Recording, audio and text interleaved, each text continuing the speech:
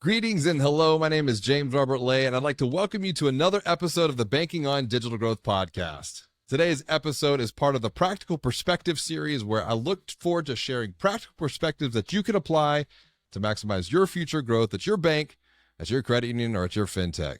Now, research after research study continues to find around 60, 70, 85% of Americans feel some sort of financial stress. And this stress, it's taking a toll on their health, their relationships, and their well-being. And so this is an opportunity for you, dear listener, to help simplify the complexity of money for people. Doesn't matter if you're a leader, doesn't matter if you're in lending or in marketing.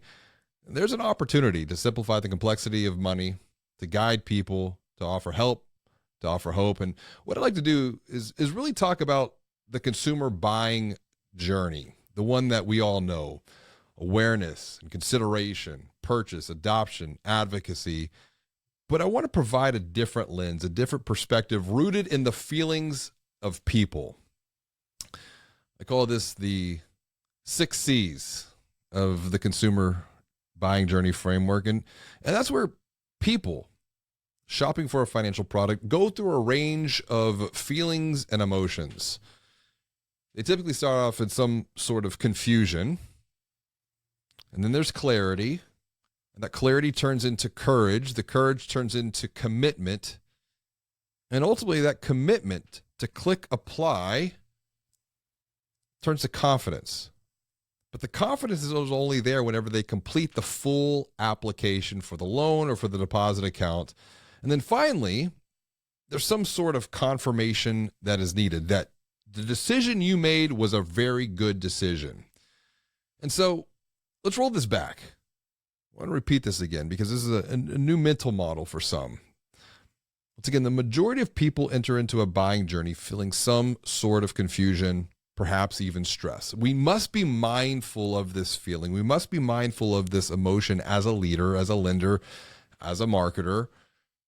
A CUNA Mutual study found that around 65% of people enter into a buying journey for a loan product feeling some sort of fear, some sort of anxiety when it comes to the application or even the approval for the loan. And this, once again, it's such a tremendous opportunity for you to just focus, not on all 6 of these C's of the consumer buying journey framework, but just let's focus on the first 2.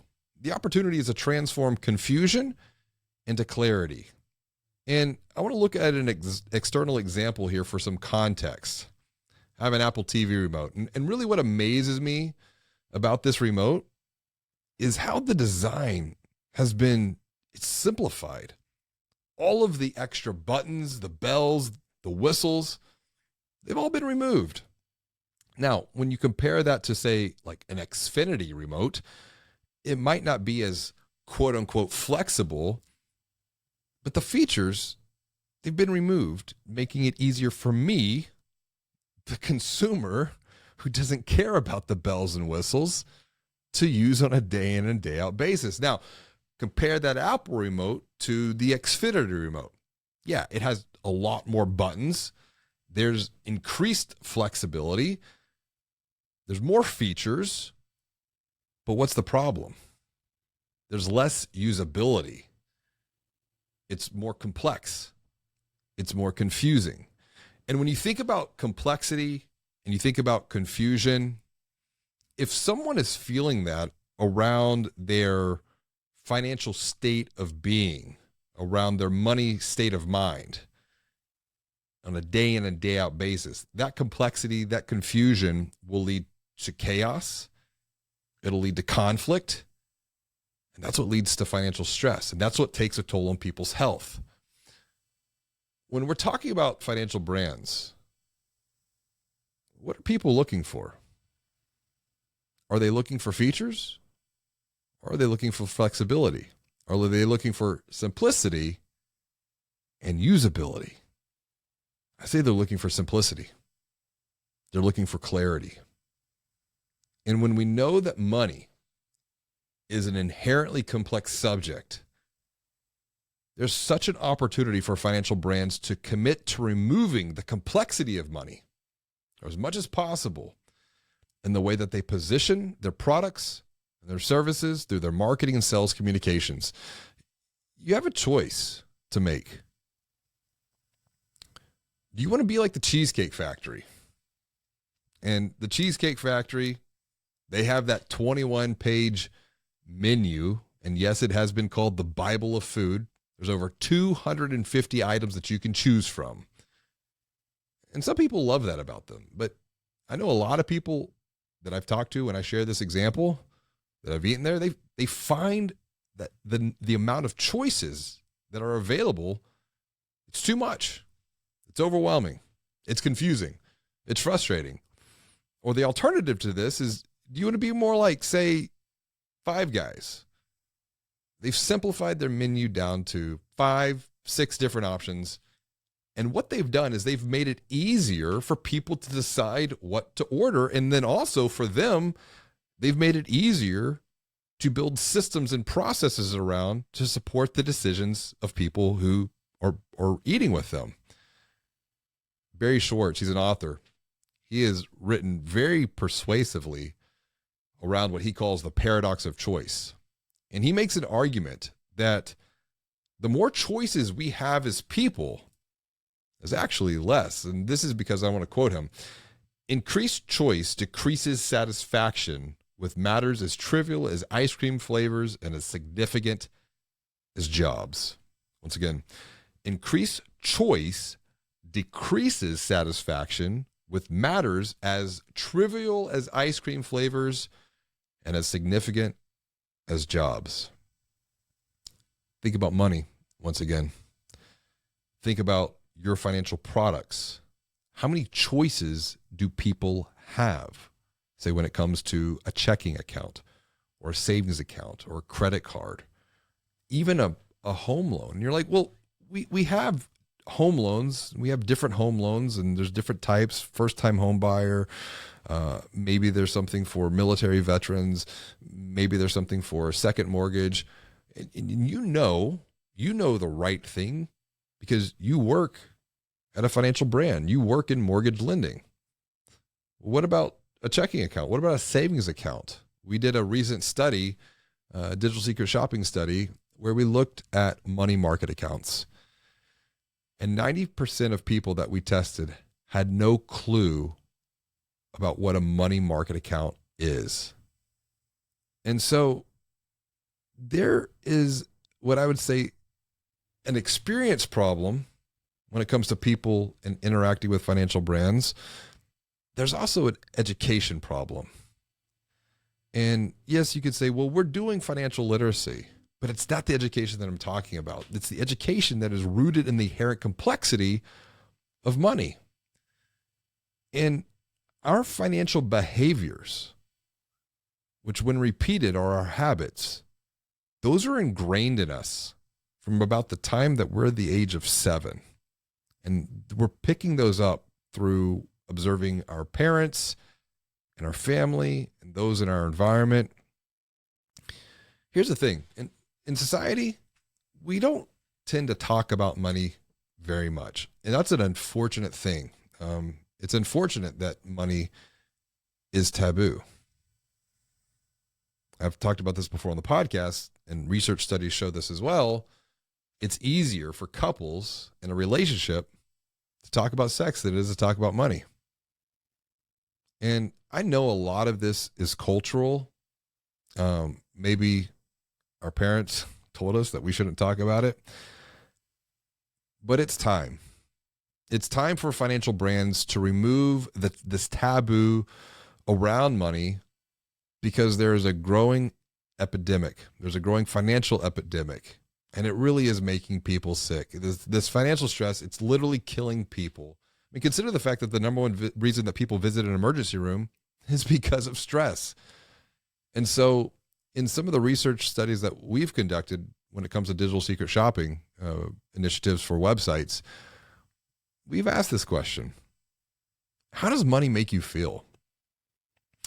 More than 1,200 studies later, we've distilled the responses down to 3 patterns, 3 emotional patterns that people tend to have around money. The first is confusion. I know money's important, but I don't know what I need to do to keep it, to save it, to make more of it. So there's that inherent complexity, if you will, of money. The second is it's frustration.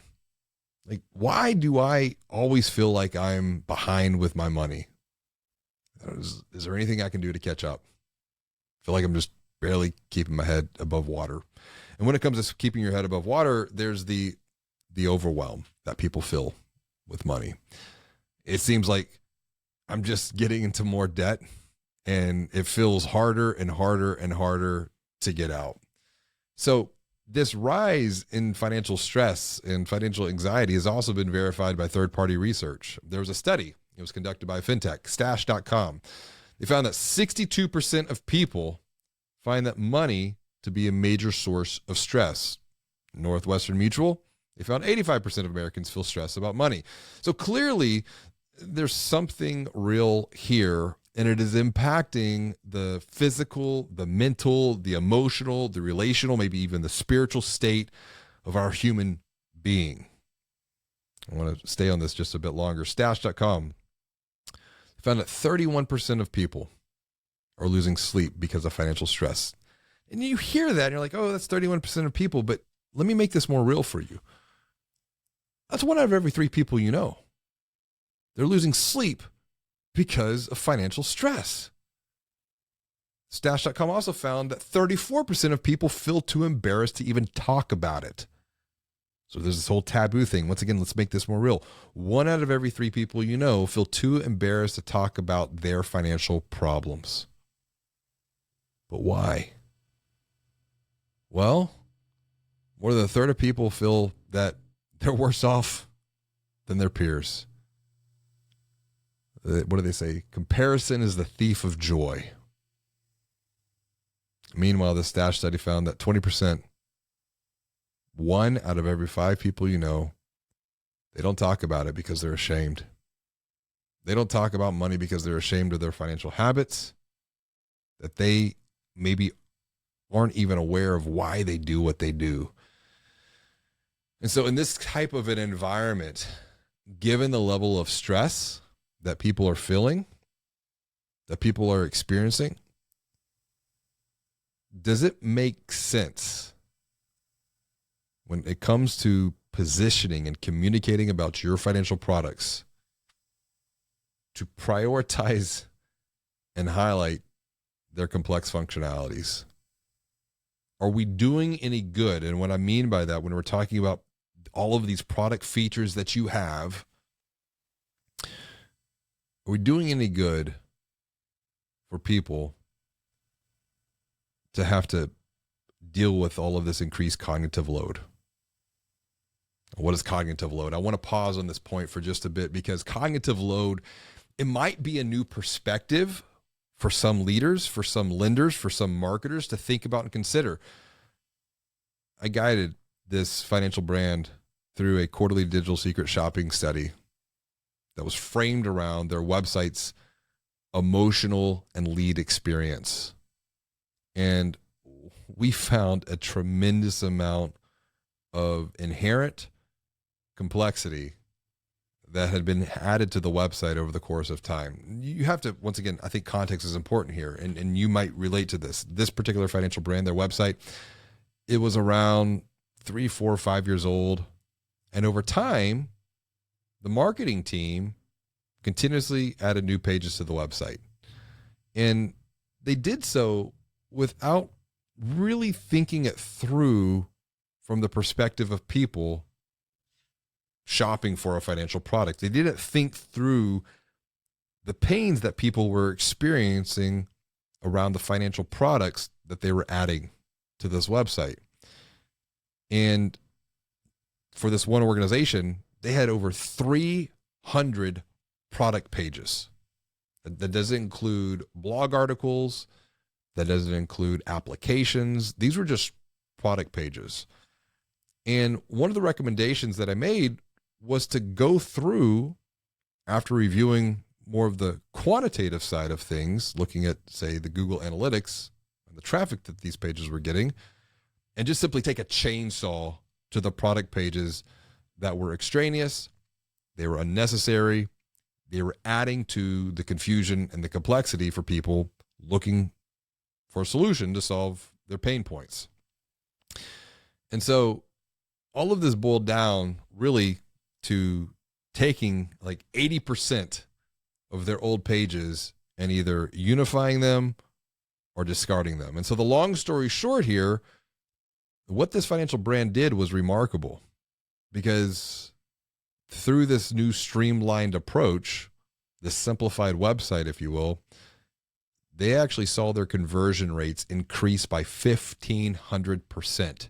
Now, this did create some complexity internally, because there were internal departments, there were internal business lines that were asking why pages that they had requested were getting cut. But the marketing team, they held strong. Marketing team became an internal educator, an internal advocate, an internal guide to provide a new perspective for these other business lines. And the marketing team created really exponential value, because unlike before, this particular organization, they now had not just a glorified online brochure, they had a website that sells. They had a website that was generating leads, and their website went from really their most underperforming acquisition channel. And they probably had 15, 20 branches. Most underperforming asset channel compared to their branches, to their number one performing asset channel in 18 months. All because of simplicity. And I think that's the secret here. When we reduce the cognitive load of people, when we take away the mental energy and the pain that they're already feeling, when we reduce that, and how we communicate about our products, we make their lives that much better. We increase their courage, we provide clarity, and they're able to commit with confidence to apply for a loan or deposit account with us. And what I want to do is break these different challenges that we often see into three buckets around cognitive load. There's the intrinsic load, the intrinsic cognitive load, meaning the inherent difficulty of a subject matter. And when it comes to money, there's obviously a tremendous amount of intrinsic cognitive load built into the subject of money, built into the subject of finances, built into the subject of banking. But then there's the extraneous cognitive load. And this is the cognitive load that we add by how we communicate and present ourselves digitally as a financial brand. And this is where I see a tremendous amount of opportunity when it comes to simplifying our positioning, simplifying our communication. Because as we know, financial services, it's been commoditized. And finally, there's what is known as the germane cognitive load. This is the schemas, the frameworks that help us to really organize and interpret different types of information very quickly. So for example, this is the website, the user experience, or the frameworks, the content frameworks, and how content is visually structured, communicated, presented to people. Now, time and time again, our studies have found that when a financial brand reduces cognitive load, conversion rates on the website increase, and sometimes exponentially. Similarly, we found that with any minor addition of cognitive load or complexity, conversion rates do in fact start to drop. So, as a financial brand, I want you to remind yourself that at a big picture level, what you're doing here is you're not selling a financial product.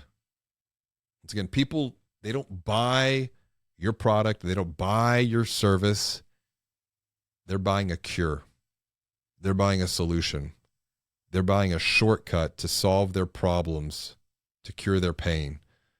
And your financial products are nothing more than a means to an end to help people reach their bigger, better, brighter future. Now, ask yourself, does your website reflect the user experience to provide clarity, to increase people's courage and commitment to apply with confidence?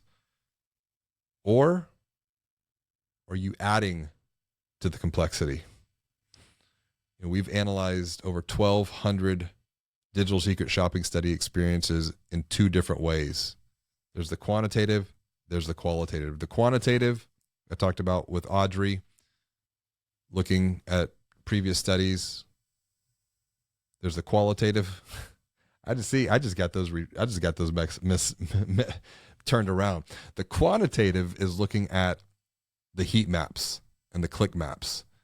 It's looking at the big data sets, what people do. The qualitative is looking at and really interviewing people through the experience and gaining understanding of why people do what they do. And when we understand why people do what they do, we're more likely to provide an opportunity to give them help and to give them hope. So as we start to wrap up, remember this.